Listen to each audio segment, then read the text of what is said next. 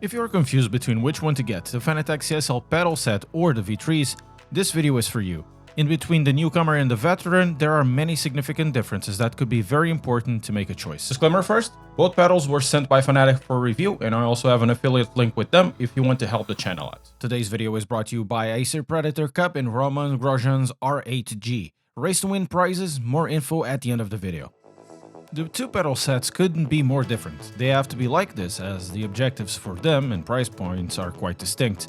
The Fanatec V3s has been a solid choice for the mid-level market for years, with the design slowly evolving and improving since the first version.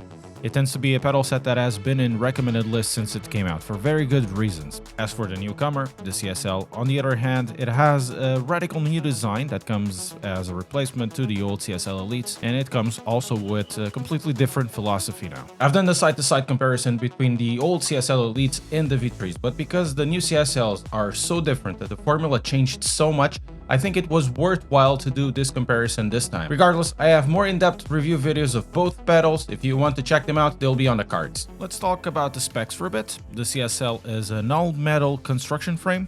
The sensors this time are Hall sensors at 12 bits, an improvement over the old design. There's an option clutch kit or a load cell kit. If the load cell kit is chosen, the brake will be used as a clutch. The optional load cell comes at 12-bit resolution for a 60 kilo load cell.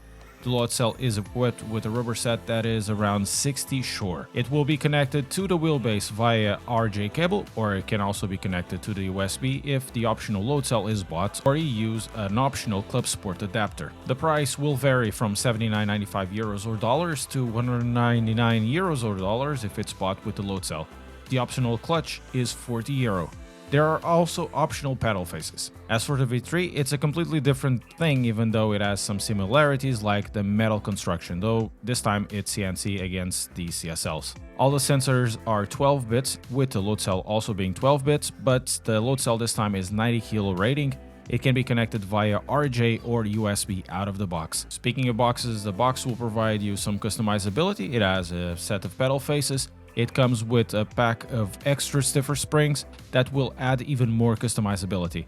The price of it is 399 euros or dollars. However, there are a few options like the brake performance kit for 20 and the damper kit for 80 each. The V3s can hold up to 2 dampers. There's also an inverted version, but you'll have to spend 200 euros more. There are a few important differences between this model and the previous CSL that basically gave me the idea of redoing this video. The main difference, at least looking at it, is of course the way it is built. This is built out of stainless steel instead of aluminum. Some would say, well, that is a downgrade. In some cases it is, because the type of metal used, of course, it's not as high-end. However, the main difference, and it's actually an improvement here, is that the metal used was not only used to lower the cost, because the entry level of this one is $79.95 instead of $99.95 of the old ones, but is also a pedal set that is much better built than the old CSL Elites. The pedals do not move side to side, and it was a massive issue on the old pedal set. The pedal faces are made out of plastic. You can get an extra one, while the older CSL Elites, you add them made of metal, but you can also put some rubber on it, or if you want some sandpaper, it was all included in the pack. The rubber this time for the non-load cell, a brake pedal, which will now in this case it is the clutch. It is this type of foam, and it has a hole this time, so it doesn't make it as hard.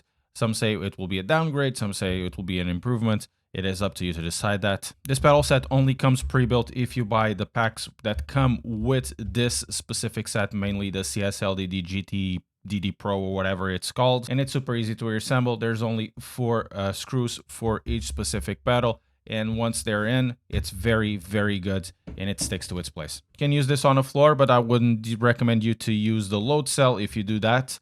And if you want to mount it, there are mounts at the front, and you can also use these holes at the back to mount it to your rig. The load cell, while familiar earlier, also changed the design. The load cell now is at the bottom instead of the top as it was on the CSL Elites. It still has this rubber set, but you cannot change rubbers. At least it doesn't come with rubbers from the stock. I believe these are 60 short from the movement they have.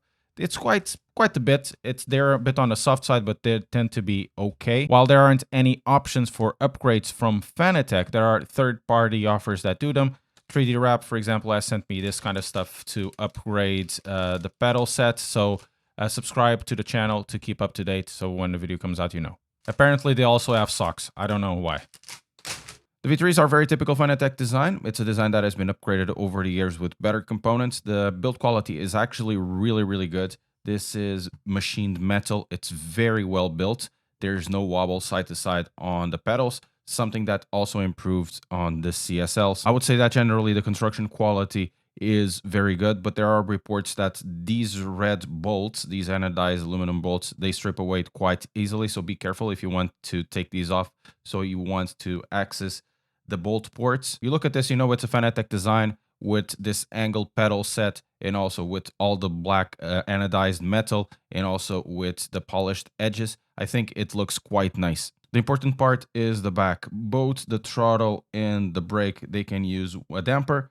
I'll say it again, that the damper is very useless on the brake. It has usability on the throttle if you use it, at least in my opinion, if you use it at a very low setting, so you can have some sort of stability in the throttle. If you increase the value of the damper, essentially what it does, it creates a huge lag when you press it until it moves. Everything is all sensor. I never had a reliability issue with this set, and I've been using it for almost 2 years. The brake pedal is a Loadcell with a 90 kilo Loadcell there, and there's this cylinder where you have, at least when you buy it without the brake performance kit, you have a couple of foams. Do yourself a favor, if you are gonna get a V3 pedal, get a brake performance kit. Otherwise, this pedal will be, in my opinion, very underwhelming. Once you do, you have the choices of these PU foams. They're not very big. You can have a choice between greens, which are the hardest, and reds, which are the softest. You have a choice of it, and also it comes with a PU foam, so you can do some sort of trail braking. And after that, the pedal is actually pretty nice. There are better ones out there, but you can't really complain about this pedal. It's much, much better, in my opinion, than the new CSLs. These over here are two motors that are activated on software when you it's, for example, ABS or you have slip. They're not very strong. They have some sort of usability. Honestly, if they weren't there, I wouldn't miss them. It just adds just a little bit of immersion, but they aren't really that strong. You can adjust the preload of every single spring by just rotating the nut over here, or over here at the brake pedal, you rotate this cylinder. In terms of the clutch, it's a two-stage system to emulate a biting point. I'm not a big fan of it, but some people like it. In order also to bypass it as more of a linear feel, you can change the spring to the red ones, which are, once again, the softest, so you can have more of that linear feel. It's much easier to engage. The price difference between both pedal sets is visible, and you know exactly where it's going to. It's going to a better construction and also towards more customizability with springs, with pedal faces, except it doesn't come with this, that in my opinion, you should get to unlock the full potential of the pedal set. I think still, years later after V3s were launched, these are pedals that are super competitive with everything out there for the price they have. These pedals are quite different and feel quite different too. Both of them are extremely rigid, and starting with the CSL, while basic, all things considered, it is a wonderful piece of kit. In my case, I had to change the throttle and the clutch, as I do prefer the stiffer spring on the throttle. Yet gives me a little more control coming out of the corners. The addition of a Loadcell is fantastic. I wish it was rated a bit higher though. I do feel like it's very easy for me to use fully the Loadcell with not much force at all. But then again, I use the V3s at max strength. Still, what you get is a super precise and smooth feeling brake pedal.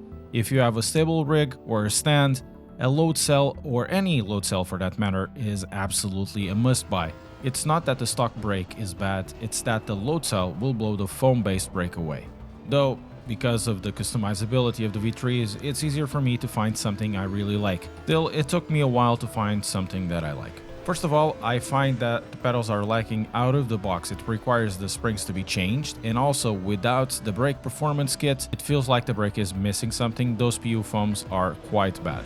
Therefore, it's extremely essential that you buy the brake performance kit. The damper is not needed at low settings. If you buy it, it's really practical, helping to stabilize the movement of the throttle. On the brake, I didn't like it.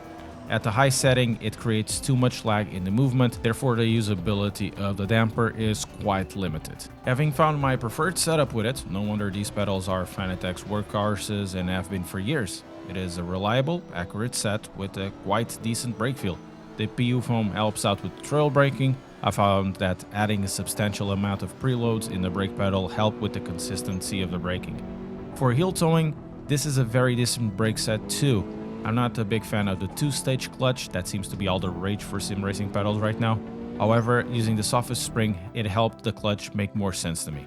Both of the pedals are excellent value. In the last video, I mentioned there was a significant overlap between the CSL Elites and V3s. This time the recommendation will be more about what you want to spend and where you want to spend it.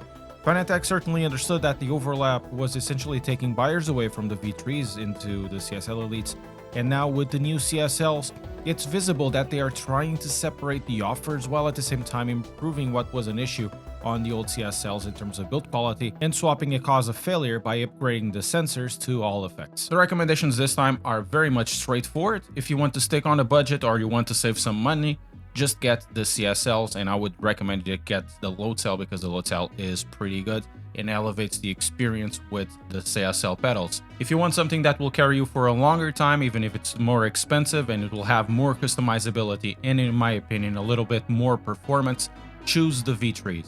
They are an excellent pedal and they've been my pedals for 2 years.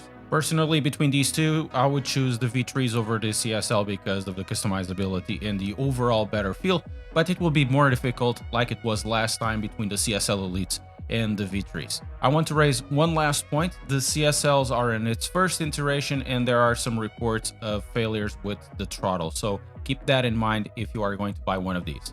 Before going to the sponsored message, if you enjoyed this video, don't forget to leave a like and subscribe. And if you are considering pedals on more of a budget sense, check this comparison between the CSL and the TLCMs that will be on the card above. Hey guys, the Predator Sim Racing Cup is starting soon. Make sure to click on the link below to register and get a chance to win the glory and an incredible prize pool. See you on track.